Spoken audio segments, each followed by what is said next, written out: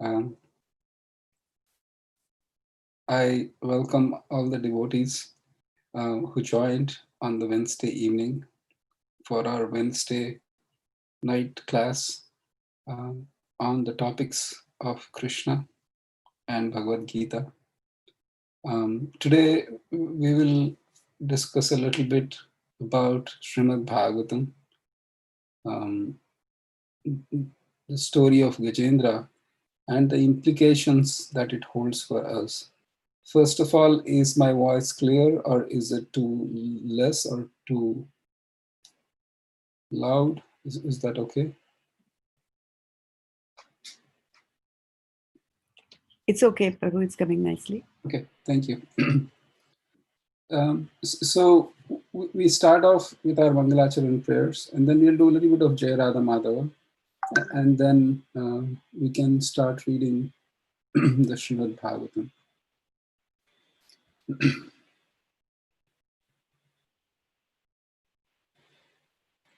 Om Ajnanatimirandasya Jnananjanashalakaya Chakshurunmilitam Yena Tasmai Shri Guruve Namaha Shri Chaitanya Manobhishtam Stapitam Yena Bhutale Swayam Rupa Kadamahyam Dadati Swapadantikam Vandeham Shri Guroh Shri Yutapadakamalaam Shri Gurun Vaishnavanscha Shri Rupam Sagrajatam Sahagana Raghunathanvitam Tvam Sajivam Sadvaitam Savadhutam Parijana Sahitam Krishna Chaitanya Devam Shri Radha Krishna Padam Sahagana Lalita Shri Vishakhanvitamscha He Krishna Karuna Sindhu Dinabandho Jagatpate Gopesha Gopika Kanta Radha Kanta Namostute Tapta Kanchana Gaurangi Radhe Vrindavaneshwari Vrishabhanu Sute Devi Pranamami Hari Priye Vancha Kalpatarubhayascha Kripa Sindhubhya Evacha Patitanam Pavanebhyo Vaishnavebhyo Namo Namaha Jaya Shri Krishna Chaitanya Prabhu Nityananda Shri Advaita Gadadha Srivasa Gaura Bhakta Vrinda Hare Krishna Krishna Krishna Hare Hare Hare Rama Rama Rama Hare Hare. Hare Krishna. I welcome all the devotees. I'm so grateful for the opportunity to speak a little bit of Krishna Katha.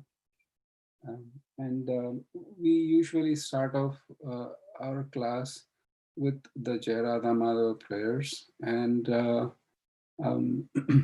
would anybody, I think one person can unmute and then follow me, or should I just sing by myself? And it's like Bhaktisiddhanta Saraswati Thakur's instruction that if there is nobody, you just sing to the wall kind of situation. How does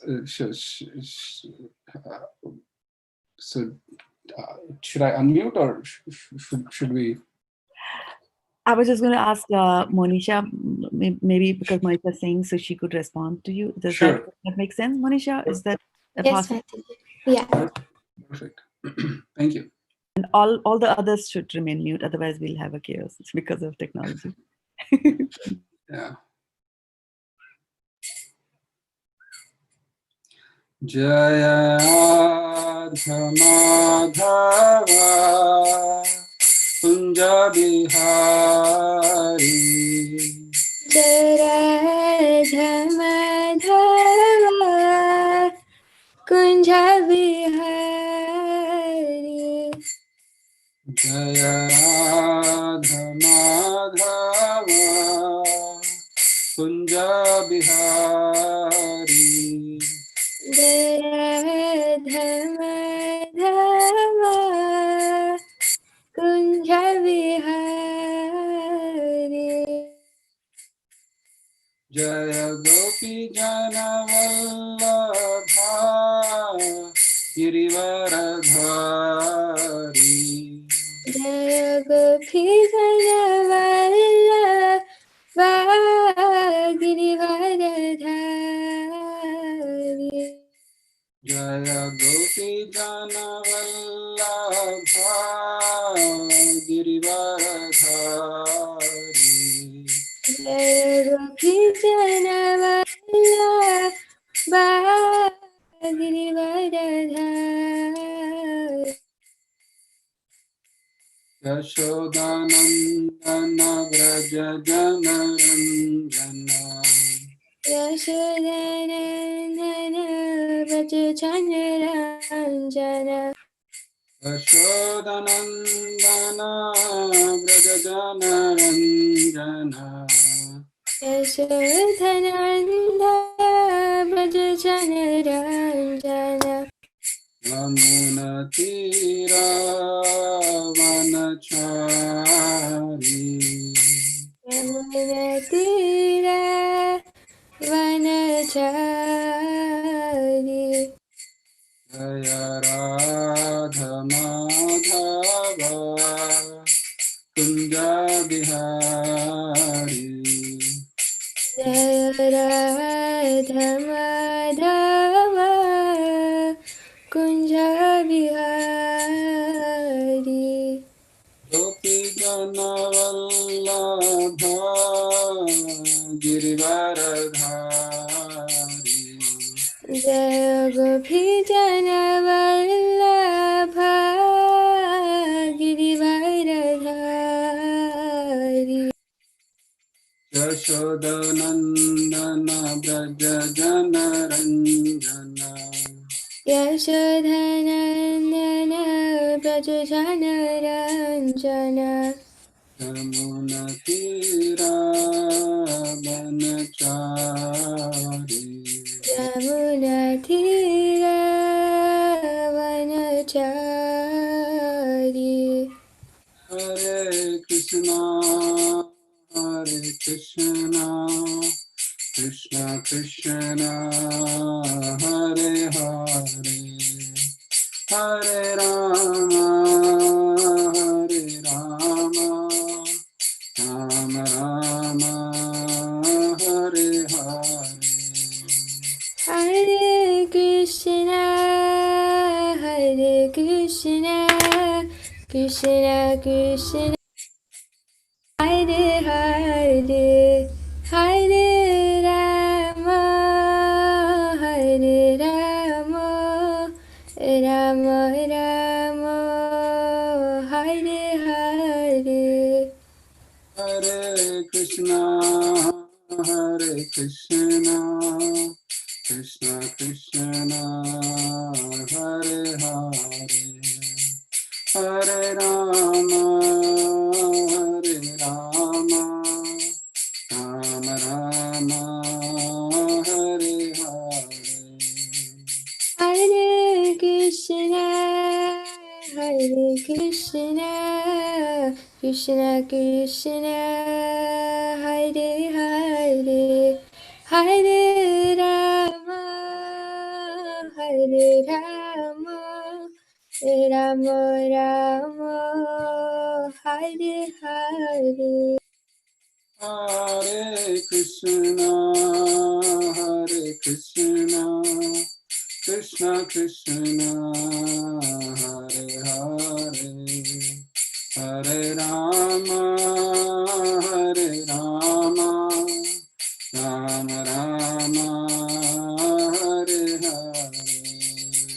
Hare Krishna, Hare Krishna, Krishna Krishna, Hare Hare, Hare Rama, Hare Rama, Rama Rama Hare Hare Jaya Prabhupada, Jaya Prabhupada, Prabhupada, Jaya Prabhupada.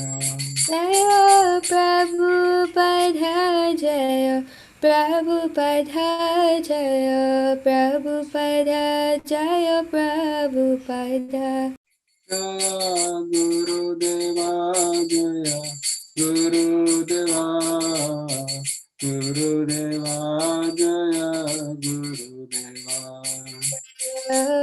Gurudeva Jaya Gurudeva Jaya Gurudeva Jaya Gurudeva Nittai Gaura Hari Bol, Hari Bol, Hari Bol, Nittai Gaura Hari Bol.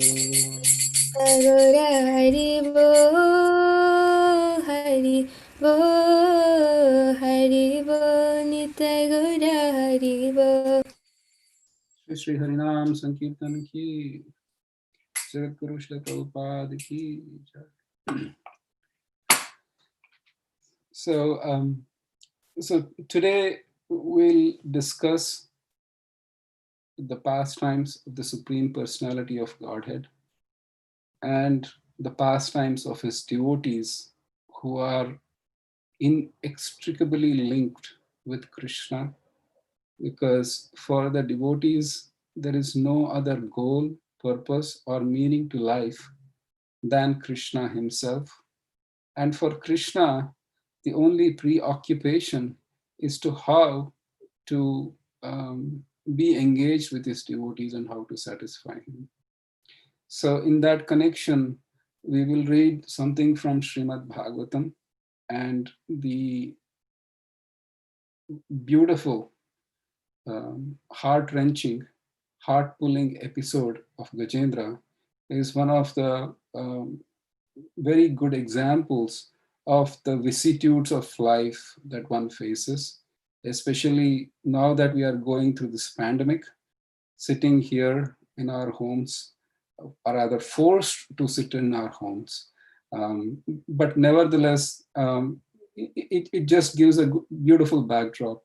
So the program or the plan is that the devotees get to read 5 verses. Please forgive me. I'm just going to, or actually I can ask Shraddha Mataji to call out the name of the devotees. That will be easier. They can read 5 verses, just the translations, and then we can stop in between and we can take questions. Maybe the class is going to end till 8:30. So we can at least do a nice reading till about 8 o'clock or so, and then we can take questions after that. So that is the kind of situation right now. Just to give a brief introduction to those who are unfamiliar with the 8th canto, the first chapter of 8th canto, Shukadeva Goswami talks about different manus to Maharaj Parikshit, and perchance Shukadeva Goswami mentions to Maharaj Parikshit that Gajendra was killed in the 4th manu, and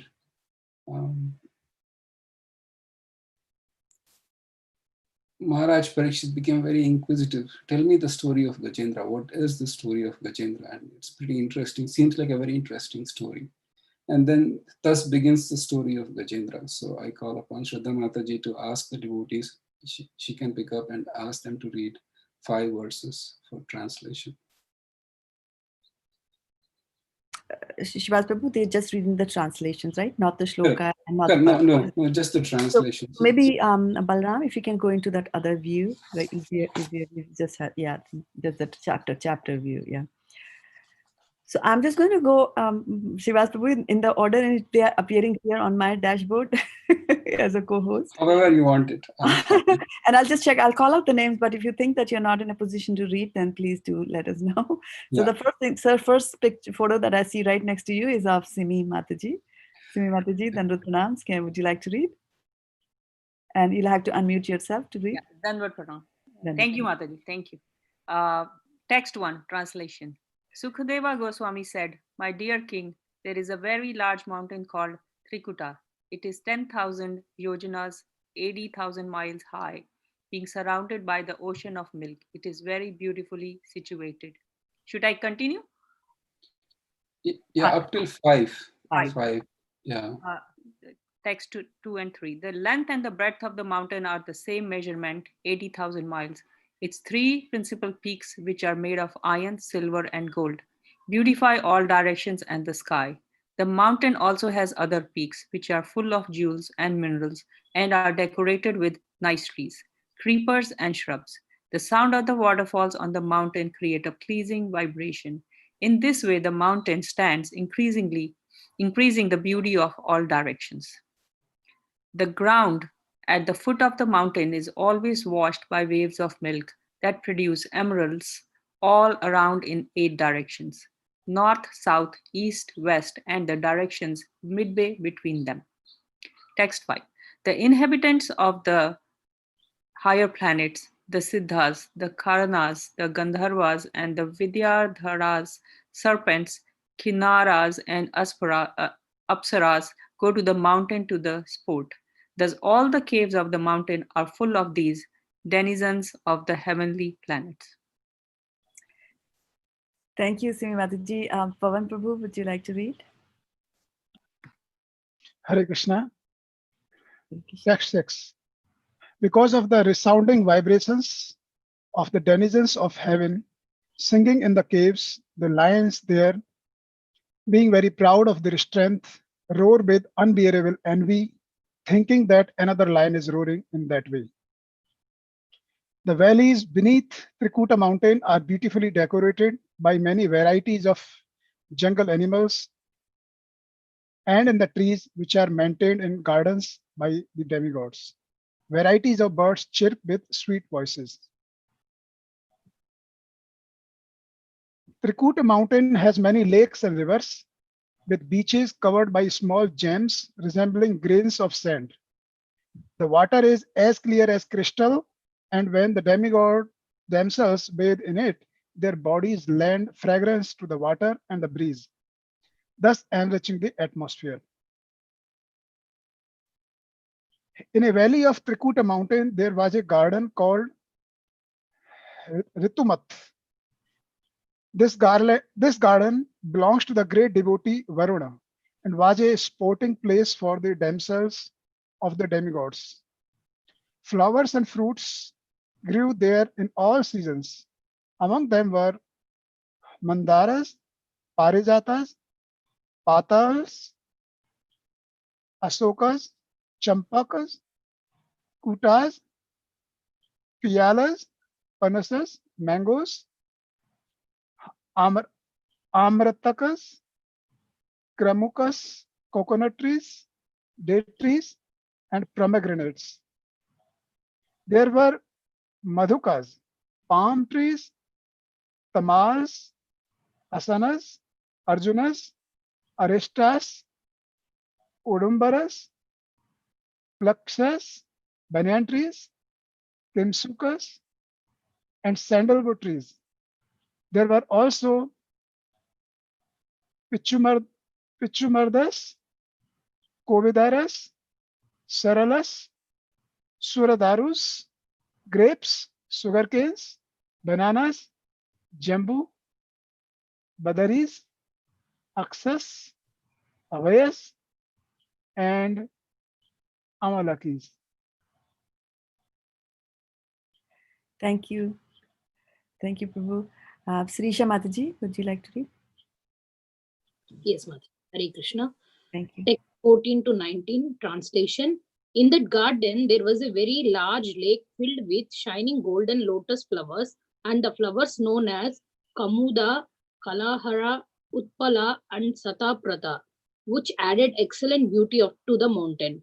There were also Bilva, Kapita, Jambira, and Bhallataka trees. Intoxicated bumblebees drank honey and hummed with the chirping of the birds, whose songs were very melodious. The lake was crowded with swans, karandvas, Chakravakas, cranes, and flocks of water chickens, datyuhas, coyotes, and other murmuring birds. Because of the agitating movements of the fish and tortoises, the water was decorated with pollen that had fallen from the lotus flowers. The lake was surrounded by kadamba flowers, vetasta flowers, nalas, nipas, vanjulakas, kundas, purubakas, ashokas, sirisas, putajas, ingudas, kubjakas, Swarnayuttihis, Nagas, Punangas, Jatis, Mallikas, Saptaras, Jalakash, and Madhavilatas. The bank were also adamantly adorned with varieties of trees that yielded flowers and fruits in all seasons. Thus, the entire mountain stood gloriously decorated. When Thank you. When we think of all these, are we picturing some filthy slum areas with garbage overflowing and stench everywhere? This seems to be really, really glorious aspect of material nature. But let's just go a little bit more and then we can discuss. Sure. Text 20. The leader of the elephants, who lived in the forest of the mountain Trikuta, once wandered toward the lake with his female elephants. He broken many plants, creepers, thickest and trees, not caring for their piercing thorns. 21. Simply by chanting scent of that simply by catching scent of that elephant, all other elephants, the tigers and other ferocious animals such as lions, rhinoceros, great serpents, and black and white sharabas felt in fear. The chamari deer also fled. Text 22. By the mercy of this elephant, animals like the foxes, wolves, buffaloes, bears, boars, gopuchas, porcupines, monkeys, rabbits, the other deer, and may other small animals loitered elsewhere in the forest. They were not afraid of him. Text 23 to 24. Surrounded by the herds, others elephants, including females, and followed by the young ones, Gajapati, the leader of the elephants, made Trikuta mountain tremble all around because of the weight of his body. He was perspiring, liquor dripped from his mouth, and his vision was overwhelmed by intoxication. He was being served by bumblebees who drank honey, and from a distance he could smell the dust of the lotus flowers which was carried from the lake by the breeze. Thus, surrounded by his associates who were afflicted by thirst, he soon arrived at the bank of the lake. Text 25. The king of the elephants entered the lake, bathed thoroughly, and was relieved of his fatigue. Then, with the aid of his trunk, he drank the cold, clear nectarian water, which was mixed with the dust of lotus flowers and water lilies, until he was fully satisfied. So here Srimad Bhagavatam actually describes, when I was reading this chapter, I was wondering, do we need to spend 25 verses to describe what's going on? I mean, the number of different animals and the birds and the fruits, they were numerous. But the fact was, it just highlighted to show that any part of the world that seemingly seems so picturesque and so beautiful, people will never even think of any danger, think of anything but pleasant stuff. And the Bhagavatam says, no matter which part of the world one lives in, because Trikuta mountain, according to Bhagavatam, is situated in the upper portions of material existence, which is accessed only by demigods and other beings, as is mentioned. And if Earth, with its COVID virus, is a dangerous place to live, then the upper portions of the world should be much enjoyable and more safer place to live, right? But Bhagavatam says, you kind of are having a misperception about the nature of the universe. Let's see what happens. In this very picturesque place where there is so much of fruits and water and birds and so many things to drink, what happens next to Gajendra?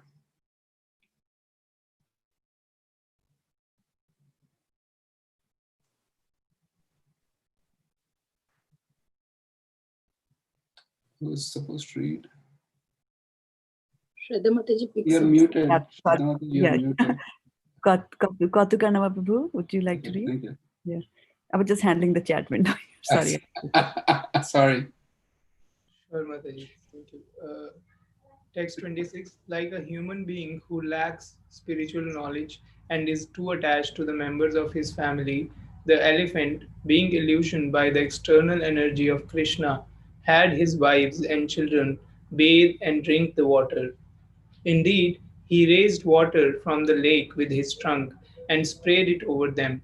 He did not mind the hard labor involved in this endeavor. So here, the second lesson that we learn, the first lesson that we learned is that material nature has its own share of dangers, irrespective of where the world is situated. And here, the second thing is, it's mentioned that if you have a family, then there is a considerable effort and hard work involved in maintaining the family, because this nature of material world, it doesn't matter if it's a human being, it doesn't matter if it is Gajendra, the king of elephants. The effort involved in maintaining the family remains the same. In fact, it is outside, because we are stuck here due to coronavirus. I can see that there was a few weeks ago, there were two birds who were frantically trying to set the stage and build a nest, because looks like they were there was the mating season that was going on. And when the roof tapers over the garage, there was a small ledge about 3 or 4 inches that would jut out of the wall. And they said the roof is there on the top and there is some ledge that is jutting out of the wall. So they were frantically building the nest. They were getting grass from different places, and there was tremendous amount of hard work that was going on. They were getting some grass and it was not standing on the ledge, it fell down, so they had to go get better quality of twigs and grass, and they needed to build the nest. And then it became the source of curiosity for me and Gita Priya, who just went there to peek what was going on. And they became really anxious as soon as we approached that nest. They were all scared, and they were in a state of constant confusion. Like they immediately fled away, but at the same time, they were very, very close by to see what we are trying to do to that nest. And then I realized how little is the difference between maintaining the family in whichever species of life. It really doesn't matter, because to them, the same effort, if you have a family, then you need a place to stay. You need a place to raise your young ones, irrespective of which species of life you are in. And so the Bhagavatam says the nature of material existence doesn't matter where you live. Is the family is involved in this effort in raising the family and maintaining the family. Of course, if the family is Krishna conscious and are devotees, then it is a joy maintaining it, because as devotees we see different family members as part and parcel of Krishna. But there is nevertheless, especially in Kali Yuga, in other ages probably it was little less, but in Kali Yuga there is tremendous amount of work that needs to go and maintain. But the beauty is this: Gajendra was not particularly tired by the labor that he spent on sprinkling the waters upon his family. Krishna, it's mentioned in the second canto of Bhagavatam, Deha Patya Kalatradishu Atma Sainyeshu Asatswapi Tesham Pramatho Nidanam Pashyan Api Na Pashyati. Gajendra was frolicking and enjoying, as the backdrop, the majestic and the magnificent backdrop suggested. He was not anticipating any danger. He was going without a care in the world, and he was intoxicated. And he was having a gala time playing with his family members in the water. So, what can go wrong? Let's see what does the next verse say. Text 27. By the arrangement of Providence, O king, a strong crocodile was angry at the elephant and attacked the elephant's leg in the water. The elephant was certainly strong, and he tried his best to get free from this danger sent by Providence. Thank you. So the third lesson that we learn from this story is nobody gets up in the morning so people are keeping track of which part of the world there is more cases of coronavirus, where there is less cases of coronavirus. And nobody gets up in the morning and say, okay, give me the maximum number of coronaviruses that are there in the world. Let me catch a plane to that particular specific location and let me also get coronavirus. In fact, it's the other way around. It's common sense. At the same time, it's the norm that you even avoid meeting your own family members in a good way, to prevent them and to prevent yourself from the contact. But the idea is nobody seeks, and Bhagavatam says in this verse, providence. Narada Muni says, Prahlad Maharaj, they both say the same thing. Tasyaiva heto prayate takpuvido na labhyate yad brahmatam uparyadaha tal labhyate dukkhavad anyata sukham kalena sarvatra gavira ramhasa. It says in the first canto, 5th chapter, that an intelligent man does not achieve or does not aspire for things that can be achieved anyway in this world.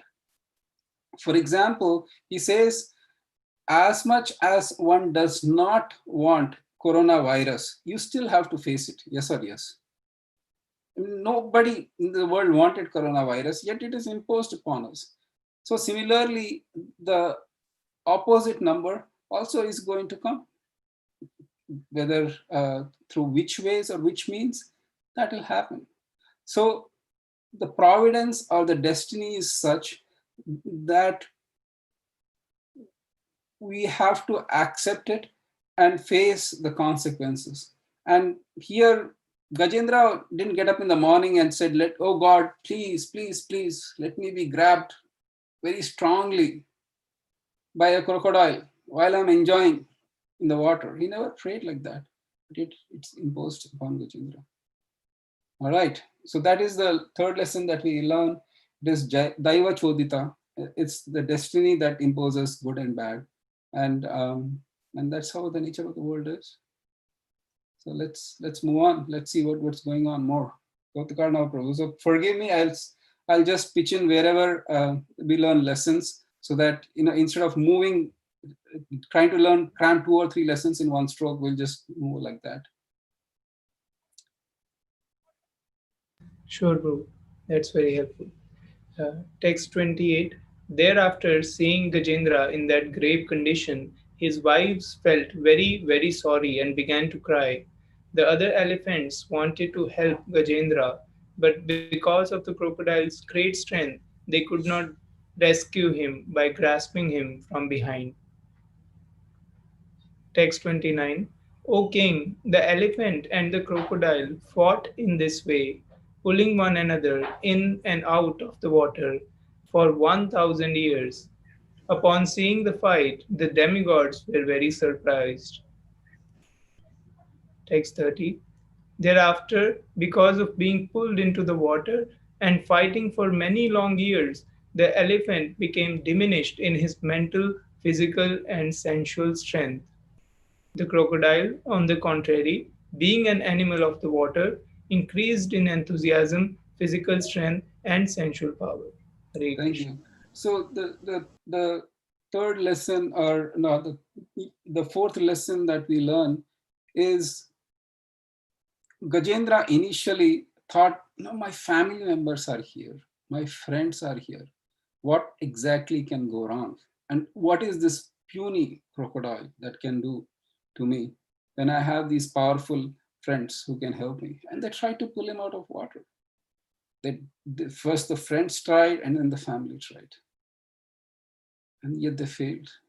So the lesson we learn is, while we live in this world and we need to do our bit for our family, but when time comes to leave this world, or when the danger comes, it is only that individual being upon whom the danger has come has to face.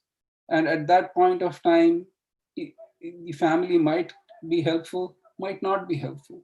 It in there, and we can see in the present case of the COVID situation, family members, God forbid, and I pray for those who passed away, they were afflicted with coronavirus and they were rushed to the hospital. And that's about it. No family member, however large your family was, however powerful your family was, they couldn't come and see you. You were just on the ventilator, strapped by yourself in the hospital, and at the mercy of the hospital when time came, right? Yeah. Isn't that something that is commonly observed, commonly heard? So it's just the nature of material existence. Um, when time comes, sometimes you are all alone, and it's just the nature. So having that perspective, having the sense that when time comes, my family might or might not be able to help me, and my only shelter is God, is actually, and Krishna is a very good attitude to kind of cultivate throughout our lives. And uh, the most important thing from the 30th verse, Srila Prabhupada writes in the purport, is why is it that the elephant was failing against this crocodile? Now, please understand that when elephant, actually it is mentioned in the earlier verses, when the elephant walked, the Trikut mountain, which is not like a small anthill, but actually it is one of the tallest mountains in the universe, it shook. That was the power of Gajendra, and that was the power of the size of Gajendra. And this crocodile was able to hold him in the water. And Srila Prabhupada writes is that in our devotional service, we adopt, or we have to seek out a platform from which we are strong. Crocodile was the creature of water. So being in water, it was gaining more and more strength. But whereas Gajendra, being the animal of the land, was in a foreign environment and it was losing strength. And Srila Prabhupada writes, in our fight against Maya, we have to adopt a place or a platform that is strong enough from which we can fight. It is not the external aspect, but the internal aspect that is more important. So, for example, if a person is a brahmachari and he feels that being a brahmachari is where is the best suited position for me to achieve Krishna, then so be it. But if that is not a strong position, then brahmachari can get married and have a family and cultivate Krishna consciousness along in the grihastha life. So one has to seek out. In the same way, when we take up to our jobs, when we take up to our other choices in life, we should analyze what are our strengths and what are our weaknesses, and adopt a means where we can have the strength to fight Maya. If need be, if my career, if, for example,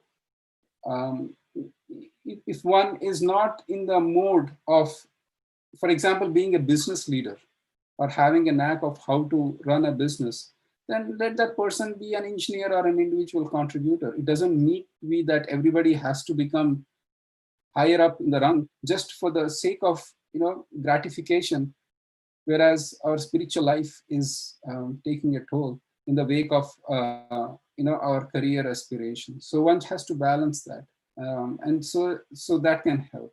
Is that okay? So that is another lesson that we learn from the pastime of Gajendra. All right. So next verses. Is everybody doing okay so far? Yes. Yes, Prabhuji.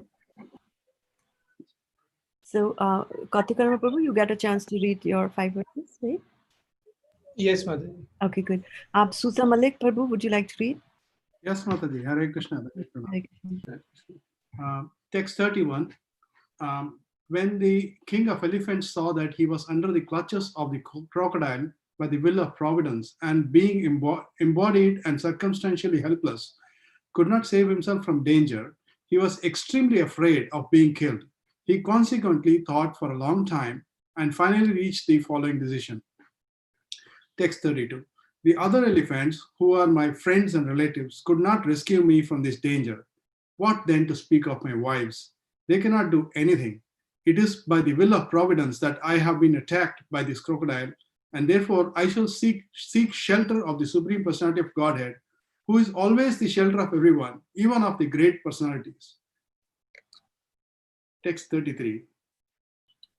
The Supreme Personality of Godhead is certainly not known to everyone, but he is very powerful and influential.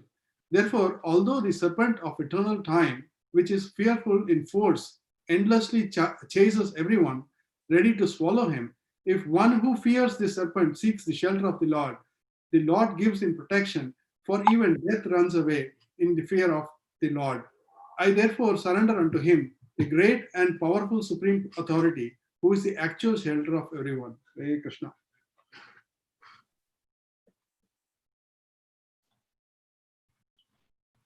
Prabhu, you are muted. Thank you. So one of the lessons that we learn here is that Gajendra, he accepted his fate. He came, he paused, he said, look, this is what is my situation. I am fearful of my life. I am trapped in this jaws of crocodile. And, this has happened by the will of providence. When one soberly thinks that I'm controlled by a higher power, then one gets the intelligence to seek shelter. But if those who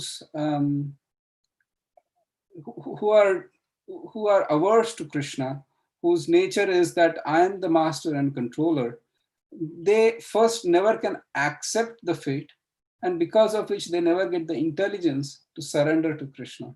How many people, and Srila Prabhupada writes in the purport, how many people in this world actually undergo severe trials and tribulations? There are stories and there are tragedies that afflict people of this world. And more often than not, Srila Prabhupada writes, the solution to those kind of problems is maybe to take intoxicants and forget this all. Take shelter of intoxicants so that I can forget all this stuff. And the idea is that bhava, to surrender to Krishna or to a higher power and seek intelligence, never comes about. So when one leads a pious life, then at least there is a sense of God, and in terms of in the times of trouble, then at least Krishna gives the intelligence from within to kind of surrender onto him. And so this is another lesson that we learned. And as we know the story, that later we'll know who Gajendra was in his previous life, but at least Gajendra now, he realized his situation. He was fearful of being killed by this crocodile, and with no other resort, with no other, imagine you're just trapped. That's about it. You can't move for 1,000 years, and you are really, really, deteriorating in strength. Then Gajendra said, I will just surrender to Krishna, and he makes up the decision. We are doing good so far. We have one more chapter to go through. There are a few beautiful verses and prayers of Gajendra, and then maybe we can continue like that. Any questions, any reflections, any comments? Yes, Prabhu. Prabhuji, this is Sutramalika Dasa here once again. Prabhuji, the 5 stages of denial, anger, bargaining, depression, acceptance, all of it is so nicely mentioned in this chapter. It's like a prelude to the actual prayers. It beautifully builds up the scene. And, psychologically, it just brings one, if one really absorbs it. And I really feel that, it's a beautiful chapter. Yeah. Thank you, Prabhu, for choosing this. Hare Krishna. Thank you. Hare Krishna. Hare Krishna Prabhuji, Dhanvat Pranam, Jai Srila Prabhupada. Prabhuji, I would like to know more about adopt the strength where we can fight with Maya in Krishna consciousness. How can we adopt our strength in Krishna consciousness? How can we know our strength in Krishna consciousness as a neophytes? So, as we come to Krishna consciousness and make Krishna the goal of our life, the question is, Maya is not going to give up so easily just because we made a determination. The road can be tough, challenging. I can just speak for myself when I say that your past tendencies are so strong that Maya Devi doesn't let you go easily. Then the question is, as a sadhaka, one has to make some choices in life. The overwhelming criteria for those choices is this decision of mine going to help me or hurt me in my Krishna consciousness? So for example, a mother, she can say she has a choice whether should I go for a job or whether should I stay at home and take care of kids. There is no right or wrong answer given the modern context, but the criteria can be which way can it help my Krishna consciousness. Sometimes some mothers might say, actually going for a job kind of regulates my life, and I need that to be Krishna conscious. At the same time, there could be some financial implication, but there could be some situation where the mothers might say, I don't need to, I can raise my kid, and my japa and my sadhana will be strong if I am staying at home. So in that sense, then we choose the strength, we choose where we can to effectively serve Krishna. Is that okay? Yes, Prabhuji. Thank you. Hare Krishna. It helps.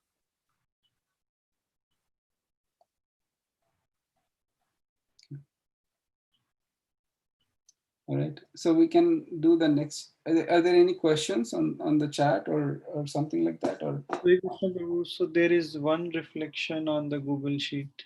Yes, please. There are a couple. So should I read or Prabhu? Please, yeah, please read. Yes. Okay. So one by Shada Devi Dasi, reflection about Gajendra's pride. He broke many plants, creepers, thickets, and trees, not caring for their piercing thorns, despite the fact that it was such a beautiful place. Yet Gajendra had no qualms destroying it. Pride mixed with elephant nature, deadly combination. Beautiful. Beautiful. The other one by Kautukarna Prabhu. Hare Krishna Prabhu, thank you for the class. I liked your point that how there are dangers even in the heavenly planets. Even though they are full of all kinds of material comforts as described in first 25 verses. I understand that is why one should aspire for the eternal spiritual world. Beautiful point, Kautukarna Prabhu. So it's mentioned in the 10th canto of Srimad Bhagavatam, Samashritaye pada pallava plavam mahat padam punya yasho murare bhavam budir vatsa param param padam yat vipadam natesham. Where one should aspire for Krishna's lotus feet, which are free from our troubles. Otherwise, there is danger in the in the material world, even in the heavenly planets. We know that, 2 or 3, Bhagavatam is full replete. One of the questions people ask is, this, you guys are too much. I mean, Bhagavatam is stories of kings, stories of demigods, stories of, opulent people. And what about common people? So do you have to be rich to be on the pages of Bhagavatam, or what? What is the deal here? The idea is Bhagavatam uses this backdrop to tell us that even the great, powerful places that we don't even know exist within this material world, even there are dangers, there is insecurity. So don't aspire for it. Bhagavatam is spotless Purana, where the focus is a one pointed way on the lotus feet of Lord Vishnu. And that's why Bhagavatam says, don't try, don't think, don't get tempted, seeing that there is pleasures elsewhere. You might be the king of heaven, you might be Surya, you might be Varuna, you might be moon god, but along will come a Hiranyakashipu, who will make you work for him, and you'll have to report to him. And he is not a good boss. Or, you're enjoying life and Bali Maharaj will come knocking on your door, armed with the powerful blessings of Shukracharya and the descendants of Brihaspati, and then you are out. Lord Vishnu also won't be able to kind of help you at that point of time. So time and again, the securities of this world is something that one has to be somewhat careful of, because strictly speaking, there is no security in this world. But thank you for the reflection. Prabhuji, I have one question. Question Yes, plus some observation also. So, Prabhuji, when you was talking about that, yes, there are problems everywhere, and not only this planet, but also her planetary system. But then you were also telling, right?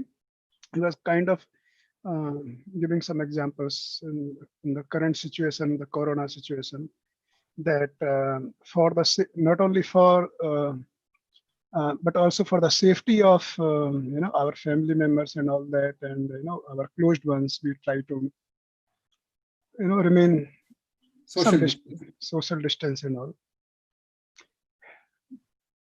That is true, but also this brings some kind of other challenges which are kind of creating problems in the families and all those things. Like if we have heard of so many accounts that in a family, some people, family members go out, and then others, of course, some distance is there, but over the course of some time, that natural the service mood and all those, it might decline within a family. When we have many generations of people living in the same family. And then I was kind of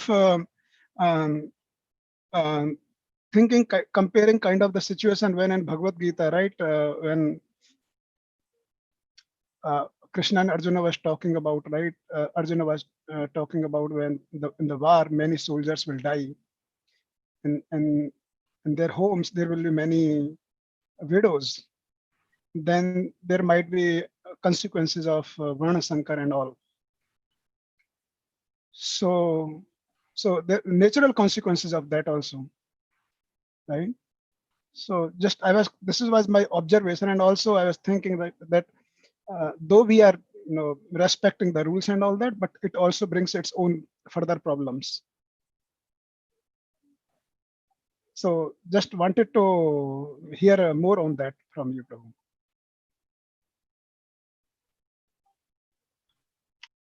If I understand your question, Pavanji, then what you're saying is that having a social distance can cause kind of friction among the family members, or they might emotionally separate or cause distancing in the heart. Is that what you're trying to say? When you say the consequences of certain things, what did you mean by that? Yeah, I didn't mean exactly that. Let's say within a family, there are, let's say, three generations: grandfather, and then a father, and the kids, right? And then they have certain, respects for their grandfathers, and they have the service attitude and all that. But what is happening in case, let's say, the grandfather or grandmother, somewhere in the elderly people, they get into the corona situation, right? So, but what is we have been hearing many accounts in different parts of the world, right? Then that is true that they will be kind of alone, and then there is a um, uh, uh, because of out of fear, or there is a uh, somehow that over, not immediately we know that, okay, if they get well, fine, right? But over a period of time, that might be some lack of service rendered to them, and over a period of time, because of that lack of service, the mentality, the attitude of that service Oh, attitude. if I understand you right, there will be an extension of coronavirus attitude even after coronavirus is gone. Yes, that's yeah. I see. So in Kali Yuga, the values are gradually being destroyed, and there are many factors at play that kind of causing this. And it is mentioned that when Maharaj Yudhishthir observed the symptoms of Kali in the first canto of Bhagavatam, he found that the respect towards elders was decreasing, and you can see that's happening in the present way. Whether coronavirus is just a trigger to kind of push in that direction, or whether things will revert back is to be seen. We don't know for sure. But you are right in observation of what you just now said. It is just the society as a whole is kind of taking a very retrograde course in terms of whether civility, or in terms of values, in terms of morality or ethics. But that is unfortunate state of affairs, which gives us a wonderful opportunity that each of us, like you are doing, just going on book distribution and being so enthusiastic about it. This is the counter, this is the antidote, and this is the remedy for this age of Kali, which is, quite quite a test for those who are spiritually wanting to advance. Yeah. But then, Pawanji, other thing is, Kali is also happening by will of Krishna. It's not like, and then Krishna has given some special benediction. He has come as Chaitanya Mahaprabhu, and he has said just by merely chanting the holy names of Krishna, one can get the highest benefit. So we have that silver lining in this dark age. So let's grab onto that silver lining and get out of this dark age. Thank you. Else? No, thank you. Any other points? I think we have 28 more minutes. There is a hard stop at 8:30, correct? Or we can go over by a few minutes. I don't know how. Prabhu, we can go on the whole night. Thank you. So let's do the next chapter. It's a beautiful chapter. At least one return of investment on this particular chapter is that if you read this chapter, then you are not afflicted by bad dreams. Hopefully tonight you are not afflicted by bad dreams. So let's read the next prayers of Gajendra. So Srivasa Prabhu, you want us to continue to read? Yes, please. Yes, okay. please. So Anirudh Nitaichan Prabhu will be the next to read. If you can unmute yourself. Yes, Hare Krishna. Am I audible? Yes. Yes. Okay. Hare Krishna Prabhu. Gajendra's Prayers of Surrender. Text 1, translation.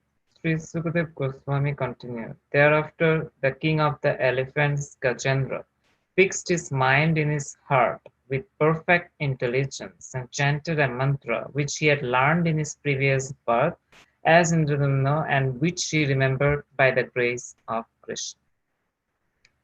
Text 2. The king of the elephants, Gajendra, said, I offer my respectful obeisances unto the Supreme Person, Vasudev, Om Namah Bhagavate Vasudevaya. Because of him, this material body acts due to the presence of spirit, and he is therefore the root cause of everyone. He is worshipable for such exalted persons as Brahma and Shiva, and he has entered the heart of every living being. Let me meditate upon him.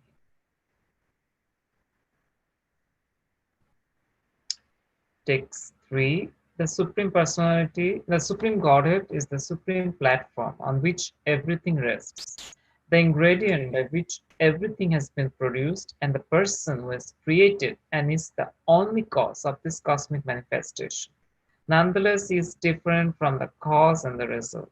I surrender unto him the Supreme Personality of Godhead, who is self-sufficient in everything. Text 4.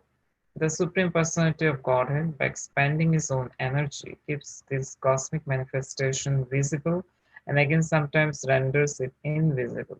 He is both the Supreme Cause and the Supreme Result, the observer and the witness in all circumstances. Thus, he is transcendental to everything. May that Supreme Personality of Godhead give me protection. Text 5. In due course of time, when all the causative and effective manifestations of the universe, including the planets and their directors and maintainers, are annihilated, there is a situation of dense darkness. Above this darkness, however, is the Supreme Personality of Godhead. I take shelter of his lotus feet.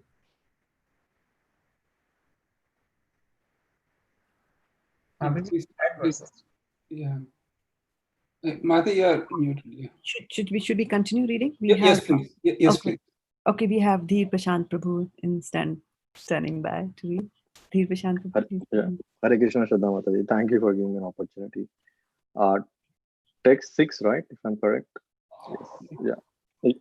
An artist on stage being covered by attractive dresses and dancing with different movements is not understood by his audience.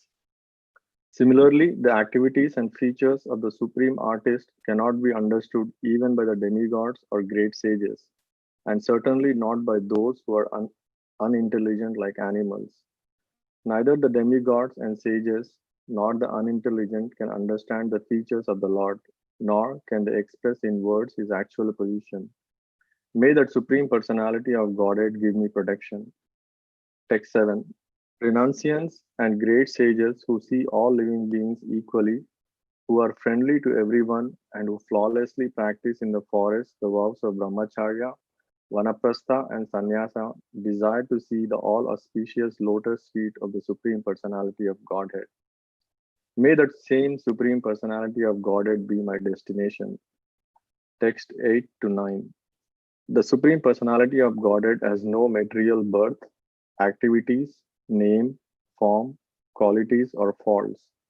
To fulfill the purpose for which this material world is created and destroyed, he comes in the form of a human being like Lord Rama or Lord Krishna by his original internal potency. He has immense potency and in various forms, all free from material contamination. He acts wonderfully. He is therefore the Supreme Brahman. I offer my respects to him. Text 10. I offer my respectful obeisances unto the Supreme Personality of Godhead, the self-effulgent Super Soul, who is the witness in everyone's heart, who enlightens the individual soul and who cannot be reached by exercises of the mind, words, or consciousness. Shraddha Mataji, if that's okay with you, whenever it's possible, maybe Balram also can get a chance because he's been doing this, so it'll be nice. Balram, go ahead. This is a good time. Right. The Supreme Personality of Godhead is realized by pure devotees who act in transcendental existence of Bhakti Yoga. He is the bestower of uncontaminated happiness and is the master of the transcendental world. Therefore, I offer my respect unto him. I offer my respectful obeisances to Lord Vasudeva, who is all-pervading, to the Lord's fierce form as Lord Nrsimhadev, to the Lord's form as an animal, Lord Varahadev, to Lord Dattatreya, who preached impersonalism, to Lord Buddha, and to all the other incarnations. I offer my respectful obeisances unto the Lord, who has no material qualities, but who accepts the three qualities, goodness, passion, and ignorance, within this material world. I offer my respectful obeisances unto the impersonal Brahman effulgence. I beg to offer my respectful obeisances unto you, who are the Supersoul, the superintendent of everything, and the witness of all that occurs. You are the Supreme Person, the origin of material nature and of the total material energy. You are also the owner of the material body. Therefore, you are the Supreme Complete. I offer my respectful obeisances unto you. My Lord, you are the observer of all the objectives of the senses. Without your mercy, there is no possibility of solving the problem of doubts. The material world is just like a shadow resembling you. Indeed, one accepts this material world as real because it gives a glimpse of your existence. My Lord, you are the cause of all causes, but you yourself have no cause. Therefore, you are the wonderful cause of everything.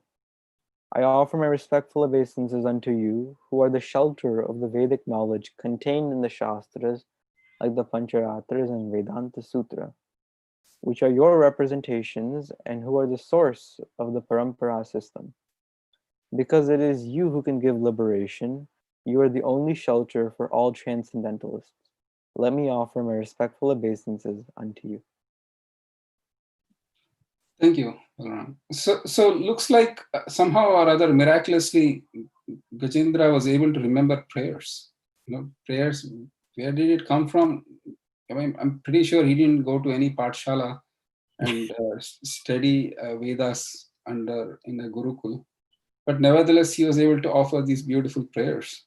The lesson that we learn is that, having prayers with us and packing our suitcase with prayers is always a good idea, because we don't know when we have to take the suitcase and leave the world. So the only thing we can carry are the prayers and our devotions to Krishna. And later we'll get to know about, how he offered. But these are really beautiful prayers that are focused clearly on the Supreme Personality of Godhead. So just if you can please continue. Shraddha Mataji, all yours.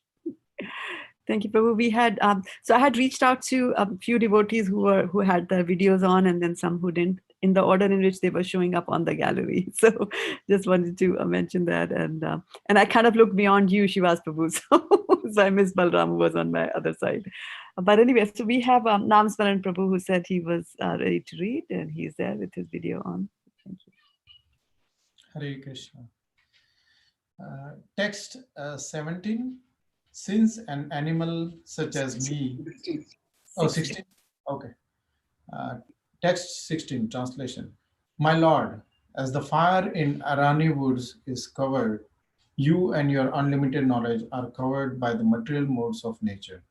Your mind, however, is not attentive to the activities of the modes of nature. Those who are advanced in spiritual knowledge are not subject to the regulative principles directed in the Vedic literatures. Because such advanced souls are transcendental, you personally appear in their pure minds. Therefore, I offer my respectful obeisances unto you.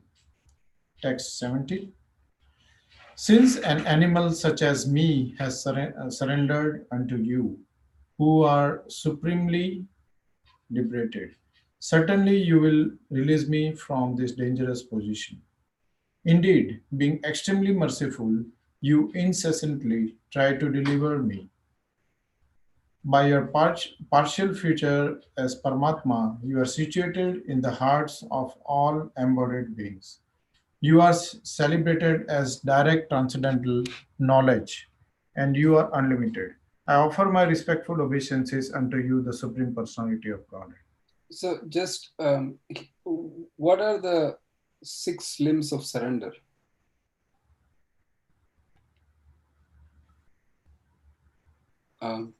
doing things which are favorable to Krishna and giving up things which are not unfavorable, which are unfavorable.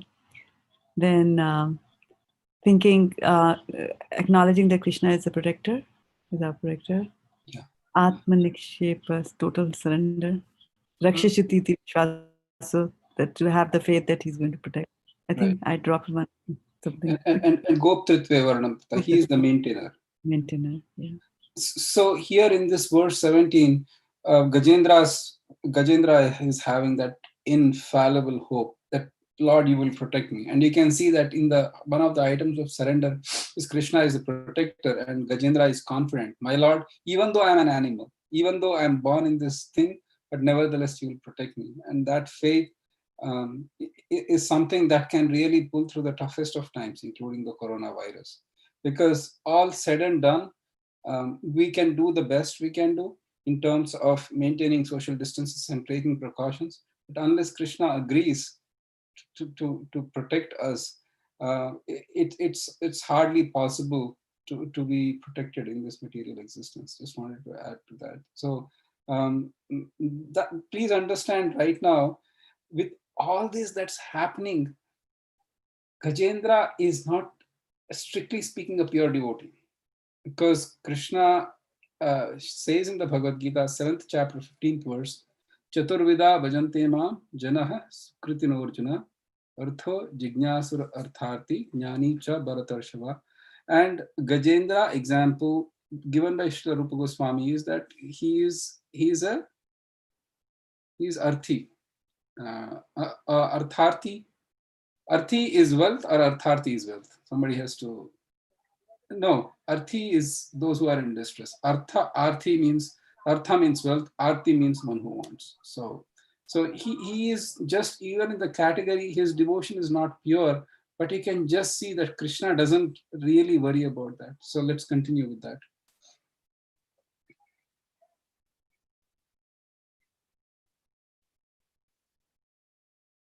Go ahead, Namsunan. Text 18. My Lord, those who are completely freed from the material contamination always meditate upon you within the course of their heart. You are extremely difficult to attain for those like me who are too attached to mental concoction, home, relatives, friends, money, servants, and assistants. You are the Supreme Personality of Godhead, uncontaminated by the modes of nature. You are the reservoir of all enlightenment, the Supreme Controller. I therefore offer my respectful obeisances unto you. Text 19. After worshipping the Supreme Personality of Godhead, those who are interested in the four principles of religion, economic development, sense gratification, and liberation obtained from Him what they desire. What then is to be said of other benediction? Indeed, sometimes the Lord gives a spiritual body to such ambitious worshippers. May that Supreme Personality of Godhead, who is unlimitedly merciful, bestow upon me the benediction of liberation from this present danger and from the materialistic way of life. Text 2021. Unalloyed devotees who have no desire other than to serve the Lord worship Him in full surrender and always hear and chant about His activities, which are most wonderful and auspicious. Thus, they always merge in an ocean of transcendental bliss. Such devotees never ask the Lord for any benediction. I, however, am in danger. Thus, I pray to that Supreme Personality of Godhead, who is eternally existing, who is invisible, who is the Lord of all great personalities, such as Brahma, and who is available only by transcendental Bhakti Yoga. Being extremely subtle, he is beyond the reach of my senses and transcendental to all external realization. He is unlimited, he is the original cause, and he is completely full in everything. I offer my obeisances unto him. Thank you, Prabhu. Thank you. So if Balram, if you can click on text 2021, please. This is yeah, on that. So is there any one devotee who wants to repeat after me as I say the first verse? I'll do it, Prabhu. Sukramani Dasa. Okay, thank you. Ekantino yasya na kanchanartham Ekantino yasya na kanchanartham vanchanti ye vai bhagavat prapanna vanchanti ye vai bhagavat prapannaha atyadbhutam tachaitam sumangalam atyadbhutam tacharitam sumangalam gayanta ananda samudramagnaha. ayanta ananda samudramagnaha. So here Gajendra says, I am not there. This is the nature of pure devotees. And in Bhagavad Gita, what is the equivalent verse? Somebody can guess. Devotees enjoying bliss when they are discussing about Krishna. Mat chitta mat gata prana. Excellent. Good. Thank you. That is 100 points to you. Mat chitta mat gata prana. Bodhayanta parasparam katayantascha man nityam tushyanti charamanti cha. But here actually Krishna, the Bhagavatam is saying, imagine for a minute that if the ocean, the Atlantic, the Pacific Ocean by and large is cold. Anytime, any part of the year you go, it's more or less cold unless there is extremely hot days. But imagine the ocean of bliss. Just for a second, even try to imagine. The Bhagavatam says that if you discuss the pastimes of Krishna, we are swimming in that ocean of bliss. Samudra Magna. Samudra means an ocean, and Magna means to be constantly swimming in that ocean. And that is the nature of those exalted souls who have no other goal in life than to discuss about Krishna. So, but Gajendra says, look, I'm not there yet. These are the exalted souls, but I'm not there yet.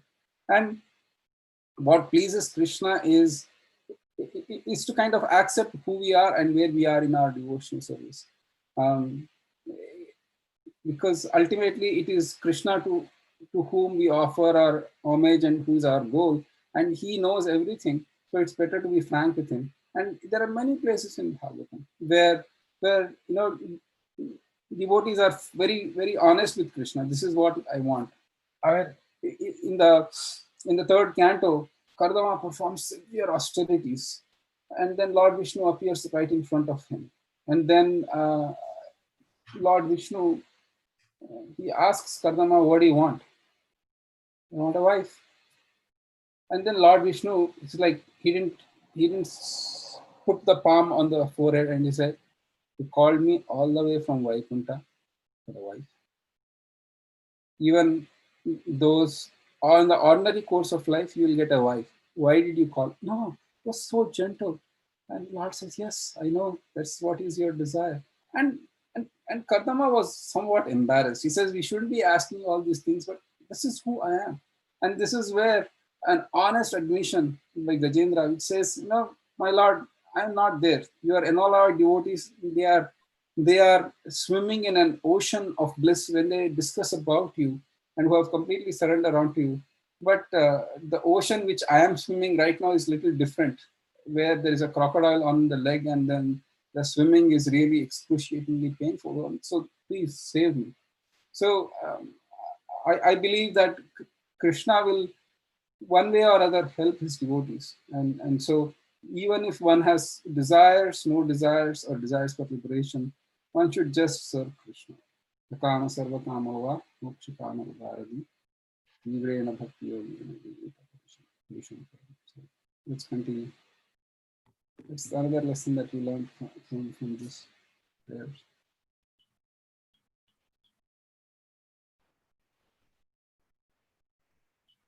Let's go back to the reading. Balaram, thank you. I don't know who's next. Shraddhamati is called. Yeah, Pavni Bhakti Mataji was standing by. I hope she's still with us. Mataji, here, yeah. Okay. Text, can you hear me? Yeah. Text number 22 to 24. The Supreme Personality of Godhead creates his minor parts and parcels, the Jiva Tattva, beginning with Lord Brahma, the demigods, and the expansion of Vedic knowledge. Sam, Rig, Yajur, and Atharva, and including all other living entities, moving and unmoving, with their different names and characteristics. As the sparks of a fire or the shining rays of the sun emanate from their source and merge into it again and again, the mind, the intelligence, the senses, the gross and subtle material bodies, and the continuous transformations of the different modes of nature all emanate from the Lord and again merge into Him. He is neither demigod nor demon, neither human nor bird or beast. He is not woman, man, a neuter, nor is he an animal. He is not a material quality, a fruitive activity, a manifestation or non manifestation. He is the last word in the discrimination of not this, not this. And he is unlimited. All glories to the Supreme Personality of Godhead.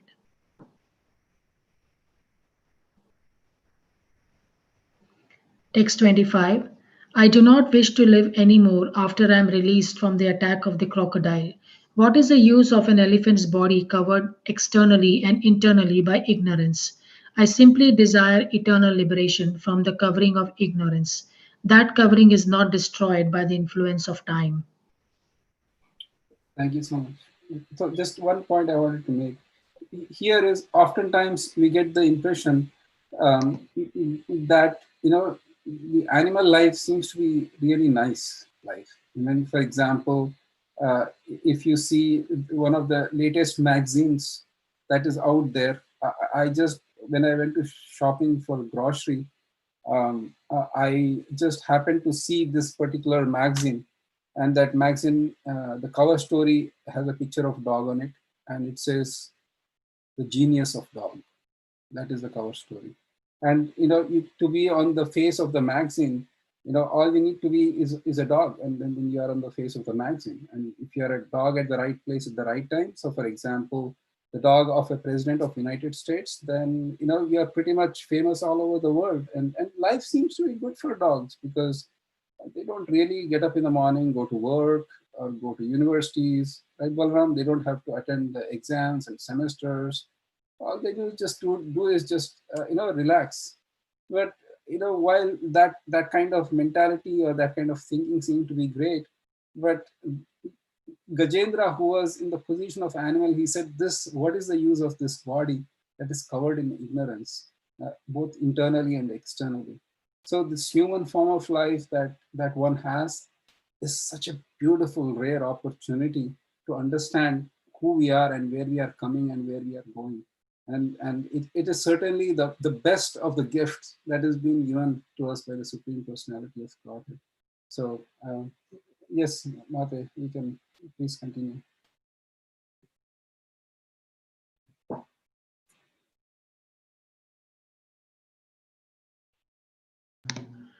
Text number 26. Now, fully desiring release from material life, I offer my respectful obeisances unto that Supreme Person who is the creator of the universe, who is himself the form of the universe and who is nonetheless transcendental to this cosmic manifestation. He is the supreme knower of everything in this world, the super soul of the universe. He is the unborn, supremely situated Lord. I offer my respectful obeisances unto him. Text 27. I offer my respectful obeisances unto the Supreme, the Super Soul, the Master of all mystic yoga, who is seen in the core of the heart by perfect mystics when they are completely purified and freed from the reactions of fruitive activity by practicing bhakti yoga. Text 28. My Lord, you are the controller of formidable strength in three kinds of energy. You appear as the reservoir of all sense pleasure and the protector of the surrendered souls. You possess unlimited energy, but you are unapproachable by those who are unable to control their senses. I offer my respectful obeisances unto you again and again. Srimad Bhagavatam ki jai. Thank you, Prabhuji. Thanks, Mataji. Dandavat pranam. Thank you for reading. Srivasa Prabhu, should we continue or you have? Yes, please. Let's wrap up the texts and Okay. then Okay. we'll have a few more and then we can quickly. Yeah. Okay. So we had Sri Antriksh Prabhu lined up to read after that. Sri Antriksh Prabhu. Hare Krishna. Okay. So text 29. Yeah. I offer my respectful obeisances unto the Supreme Personality of Godhead, by whose illusory energy the Jiva, who is part and parcel of God, forgets his real identity because of the bodily concept of life. I take shelter of the Supreme Personality of Godhead, whose glories are difficult to understand. Sri Shukadev Goswami continued, when the king of the elephants was describing the supreme authority without mentioning any particular person, he did not invoke the demigods headed by Lord Brahma, Lord Shiva, Indra, and Chandra. Thus, none of them approached him. However, because Lord Hari is the super soul, Purushottama, the supreme personality of Godhead, he appeared before Gajendra. Text 31. After understanding the awkward condition of Gajendra, who had offered his prayers, the supreme personality of Godhead, Hari, who lives everywhere, appeared with the demigods who were offering prayers to him. Carrying his disc and other weapons, he appeared there on the back of his carrier, Garuda, with great speed, according to his desire. Thus he appeared before Gajendra. Gajendra had been forcefully captured by the crocodile in the water and was feeling acute pain. But when he saw that Narayan, wielding his disc, was coming in the sky on the back of Garuda, he immediately took a lotus flower in his trunk, and with great difficulty, due to his painful condition, he uttered the following words: O my Lord Narayan, Master of the universe, O Supreme Personality of Godhead, I offer my respectful obeisances unto you. Text 33. Thereafter, seeing Gajendra in such an aggrieved position, the unborn Supreme Personality of Godhead, Hari, immediately got down from the back of Garuda by his causeless mercy and pulled the king of the elephants, along with the crocodile, out of the water. Then, in the presence of all the demigods who were looking on, the Lord severed the crocodile's mouth from its body with his disc. In this way, he saved Gajendra, the king of the elephants. Very well. Thank you, Sri Antariksha. Thank you. So Gajendra took shelter of the Supreme Lord, and as such, when he offered his prayers to that Bhagavan, and if you can see those beautiful prayers, they can refer to none other than the Supreme Personality of Godhead. And the demigods were clear that it is the Bhagavan who's being offered prayers here, not specifically to a demigod. And it shows the gradation. Initially, when he was captured by the jaws of the crocodile, his family members, they tried. His friends, they tried. Then he himself tried. It didn't work. He used his intelligence and all, it didn't work. And then he surrendered to Krishna. And when he surrendered to Krishna, even demigods kind of said, we are not going to intervene. So you can see that how from a carefree situation to the place where Gajendra was alone and at the mercy of the Supreme Personality of Godhead, it was a complete transition. And so while we respect the demigods, our focus is on the lotus feet of the Supreme Personality of Godhead.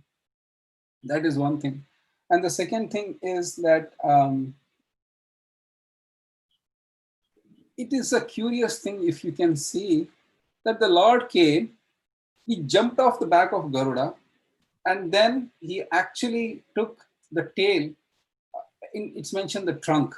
So he took the trunk of the elephant, Gajendra, and he yanked it out of the water. So because the crocodile was holding on to the leg, then the crocodile also got pulled out of the water, and then the Lord severed. The Lord got off the back of Garuda. Now the question would ask is, why did Lord get the back of Garuda? I mean, was Garuda not fast enough? Actually, the Acharyas say that the Lord was so eager to save Gajendra. He said to Garuda, hey Garuda, I'm just jumping off your back. You stay back, you're too slow. Now, Garuda is the fastest possible bird, traversing the universes within no time. And the Lord's eagerness was so intense to save. Srila Vishnu Chakravarti Thakur writes, he said, hey Garuda, you're too slow. I need to save Gajendra now. And when a person in distress is calling out to Krishna and Krishna's heart is so eager to save him, what about those pure devotees who have no other motive to serve Krishna? At times it might seem, maybe I should ask Krishna for liberation. Life is getting too tough. I've been a devotee for quite few years. Neither I made enough money, nor I have good fame, nor health is great. Things are all falling apart. So maybe it's time that I cash in my check, so to speak, and ask Krishna for liberation. But please understand that if you are in distress and the heart of Krishna melts to such an extent by calling out to him, for his pure devotees, Krishna is willing to kind of give himself. And that is one thing that we learn from this prayer of Gajendra. The second thing we learn is Ananyas Chinta Yantomam Ye Jana Paryupasate Tesham Nitya Yuktanam Yoga Kshemam Lahamya. If Krishna is saying or coming personally to save Gajendra, he could have done so many things if he has to do, like the present COVID virus is a very good example.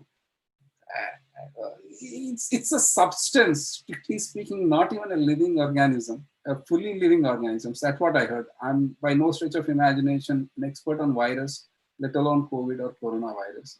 What I heard from doctors was it's just a half alive organism. How do you classify it? I don't know. Achintya Beda Veda Tattva. It's neither alive nor dead kind of situation. So that small invisible organism can take such a devastating toll on this world. Couldn't actually Lord Vishnu send someone to kind of take care of the small thing? What was the big deal? He was Paramatma sitting in crocodile's heart. He could have just he could have just the crocodile could have died a natural death and Gajendra was freed. But to show the glory and the power of Gajendra, the Lord came himself and he said to Garuda, "You are too slow. Let me go save my devotee Gajendra." So what should be his heart for those who are his pure and unalloyed devotees? So it's just another beautiful example or lesson that we learn from this. And the other thing is, just in a nutshell, because we went 5 minutes over time, Gajendra was a king, Indradyumna, in his previous life, and he was cursed by a sage. But the power of devotion is such, even though he got the body of an elephant, still he never forgot the, the prayers and the remembrance of the Supreme Lord. So the more we take shelter of spiritual life in this life, the more we please Krishna. And even in any situation, Krishna will inspire us because of our past devotion to him. He will not forget for eternity even the smallest possible work that we have done.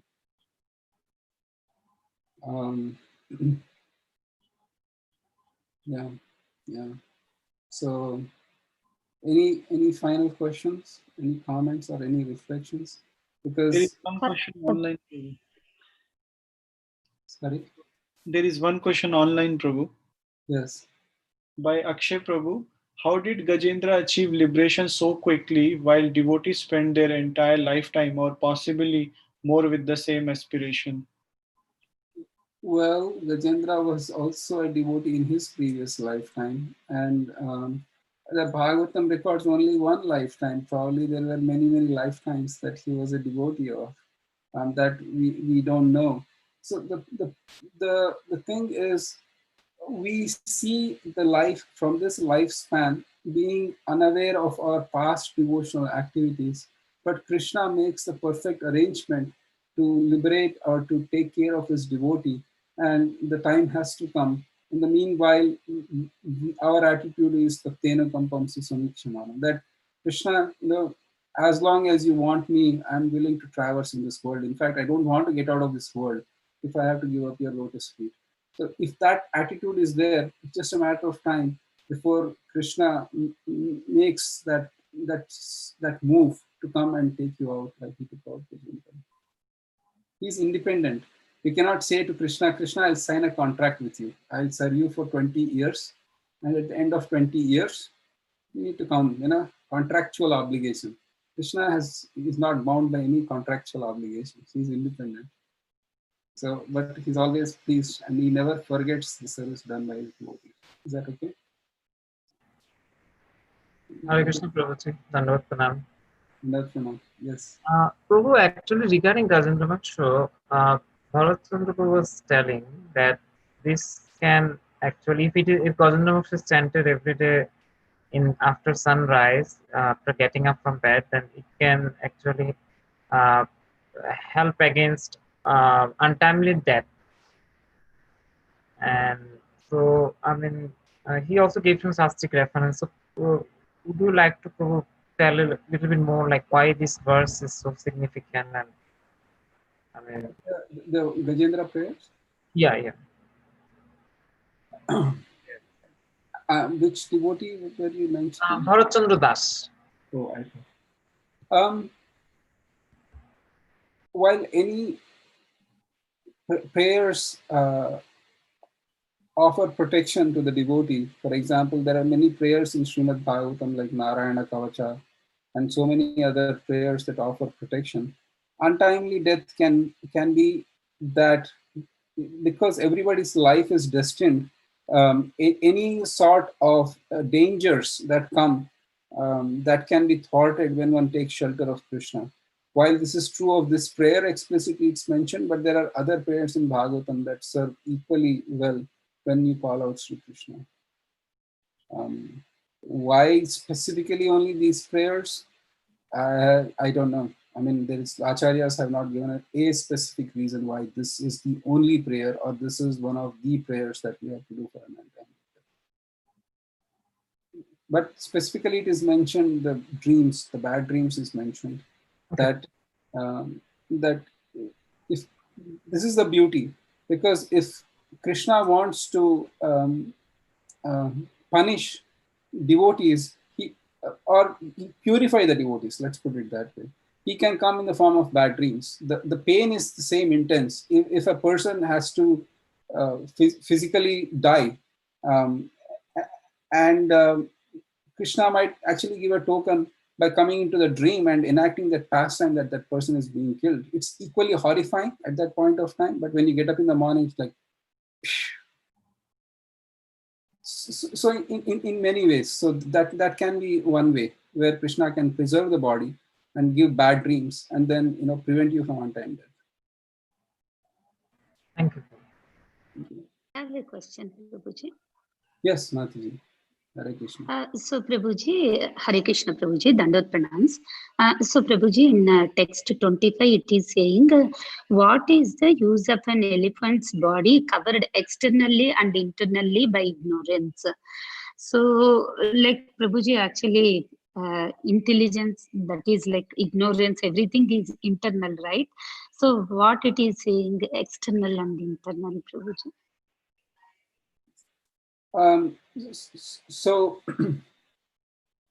if I understand your question, what do you mean by external and internal ignorance when intelligence is an internal aspect of ignorance? Yes, Prabhuji. So in the human form of life, we have cleanliness or purification both externally and internally. Internally, we cleanse our heart and mind and intelligence through chanting the Maha Mantra and reciting scriptures. And externally, we are taking bath and doing all those kinds of external things. So in the case of Gajendra, internally, anyway, he was ignorant, completely unaware of the principles of life because of his body. And externally also, it is mentioned in the Bhagavatam, in the 6th canto, where an elephant, after taking bath, it takes sand and pours all over the body. So he said, in that sense, Gajendra said, externally also I am like that, and internally I am like that, full of ignorance. So Prabhuji, correct. Yeah, got it, Prabhu. So Prabhuji, please correct me. Actually, Vishnu came to protect Gajendra after so many years praying to him. So all these times he was saying, he was praising himself. I did this, I did that. But when he surrendered to him and praying, thinking about him, then only Vishnu came to him and protected him. Prabhu, just I know like this. So when you say I only did and I only did, what do you mean by that? Means like he's talking about himself. He's not praising Vishnu exactly. So he was like, I did this, I did that, but he was not actually surrendering. His mind is not in the surrender mode. For that reason, because Krishna is everywhere, no need to call like he's somewhere and we have to call. He is everywhere. But after the struggle and after knowing that, no, this is not the thing, I have to call him, remember him, surrender mode, then only Vishnu came and Is that a question or an observation or? no, observation, Prabhuji. Just correct me. I heard like this. Correct me. Well, Bhagavatam doesn't give verses where Gajendra was talking about himself, but he came to, you're right in the sense like he came to the realization that nobody has helped me. Let me take shelter and full surrender of Krishna. And then the Lord did appear. So in that sense also that is true. And in fact, one parallel to this connection is Draupadi, who was banking on the support of her husbands who couldn't do it, from the elders of the Kuru assembly. She appealed to them and she appealed to so many places. And at one point, she just said, I just surrender to Krishna. And then Krishna did help. So in that sense, you know, there is merit in your observation, Mataji. So thank you for bringing that up. Thank you so much. Thank you. Hare Krishna. All right. Any other questions? Prabhu, Hare Krishna. Prabhu, Hare. quick question. Yes, In regarding devotional service, we see that there are three stages of devotees, not in devotional service, like talking about devotees. So there are Uttamadhikaris, there are Madhyamadhikaris, and there are Kanishtadhikaris. Some devotees, we notice that some devotees are like definitely on the stage of Uttamadhikari. Some devotees, I'm not judgmental about devotees, I'm just observing a pattern. I just want to see if we can increase our devotion, and if we can, speed up the process of, attaining pure devotional service. That is my question and concern here. So even within the Srila Prabhupada's movement, we see that some devotees have progressed to, very fast, and some devotees, even after like 20-30 years, they are just, where they are. So there are different stages, there are different levels of devotees. As far as coming to the Uttama Adhikari stage and developing that unalloyed devotional service, developing attachment to devotional service 24/7, how much effort is required? Is it Krishna's mercy? Is Krishna's mercy coming into the picture, or Guru's mercy coming into the picture, or is it the effort of the devotee that will take us to the stage of Uttamadhikari and the pure and unalloyed devotional service to Krishna? Thank you, Tadiya Seva, for Prabhu, for that question. In Srimad, in the Bhakti Rasamrita Sindhu, it is mentioned that there are two types of siddhas, or two ways of achieving siddhas. One is the sadhana siddha and one is the kripa siddha. So in the sadhana siddha is a person who has perfected or his practice of sadhana to Krishna. And in the kripa siddha, there are 2 or 3 other branches below that. And then it can be the mercy of Krishna, or it can be the mercy of Guru or a saint. And even their mercy also can come in the form of words or blessings, on the form of glances. The third, there is, I don't remember that. So in that sense, you answered your own question where you said either it can be through the perfection of sadhana or through mercy of Krishna. But even the sadhana stage also, the goal there is not that I have become so perfect, I checked off everything and I'm good. It is more that because of my sadhana and my seva, I am able to attract the heart of Krishna who can perfect my sadhana. So ultimately, it is the mercy of Krishna and Guru. In the modern context, the best way it is time and again mentioned is Yasya Prasadat Bhagavat Prasado, Yasya Prasadam Agati Kutopi. If by pleasing one's spiritual master, then this is the surest way to please Krishna. So Krishna is independent. Janmad Yasya Yatonvayat Itaratrascharteshva Abhijna Swarat. So he's completely independent. But one thing sure of Krishna, even though he's pretty tricky on multiple levels, being the supreme Lord, is that he's very pleased by his devotees being pleased. So we can take advantage of that disposition of Krishna and perfect our lives. Is that okay? Thank you, Prabhu. Thank you. We just have.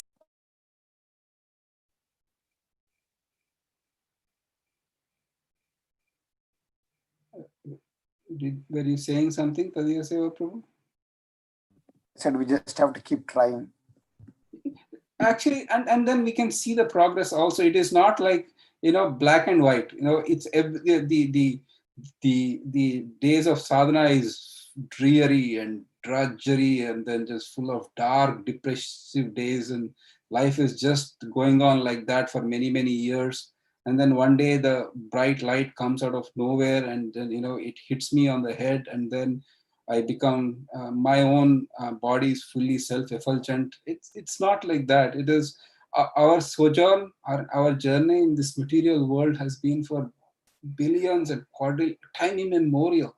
We have been so used to this matter. To detach ourselves from the matter, it's going to take a while. If you had a band-aid on your skin for like 10 days and it is firmly attached to your skin and you want to pull it, trust me, there is going to be some pain. You'll be having some preparation. But what about that band-aid that has been there for since time immemorial?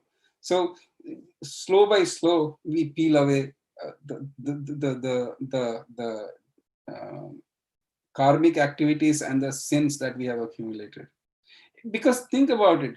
Yadiya namapi haratya sesham giri prasaran api paparashim. By chanting one name of Krishna, an equivalent of mountain of sin is destroyed. Now, I have been chanting the names of Krishna for quite some years now. And then the question we should ask is it working? Or the bigger question is, my God, how many mountains of sins do I have to break before I kind of come to, and it gives our own humility that, how long I have been in this material world.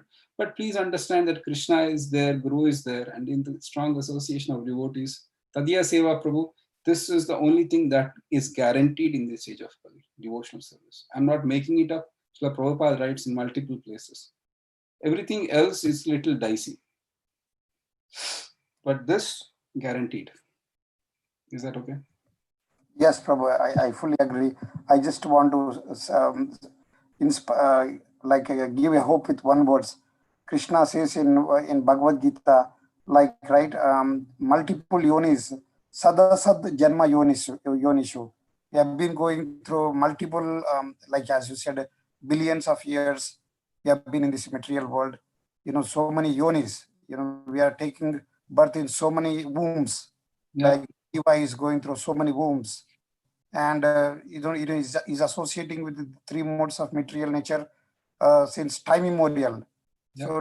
So I think to cut off the attachment to the three modes of material nature, so there will be some struggle, there will be some effort, and there will be some time required.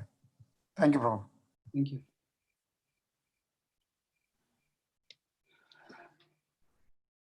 All right. I would like to thank Shraddha Mataji for being the overall coordinator. Balaram, thank you for being the MC on the computer, and Madhav Prem Prabhu, thank you for the service. And I want to thank each and every one of you for spending time and giving me a chance to serve you. I hope to see you all soon again. Yes, you had something to say, Shraddha? Yeah, no, I was just thanking you for choosing such a fantastic topic, which is so so apt for the situation that we all are going here these days. And I think it was a very since everybody got a chance to read Krishna Katha as well. So thank you so much, and we hope we'll have more sessions with you. Thank you so much. Thank you, Prabhuji. Thank you.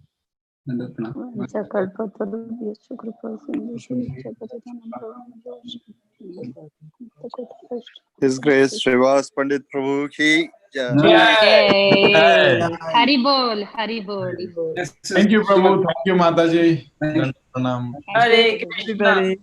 Thank you for reading, everybody. Hare Krishna. Hare Thank you, Krishna. Mataji. Hare Krishna, Siddha Mataji. Dandat Hare Pranam. Hare Bol. Hare Krishna. Krishna. Thank you, Mataji.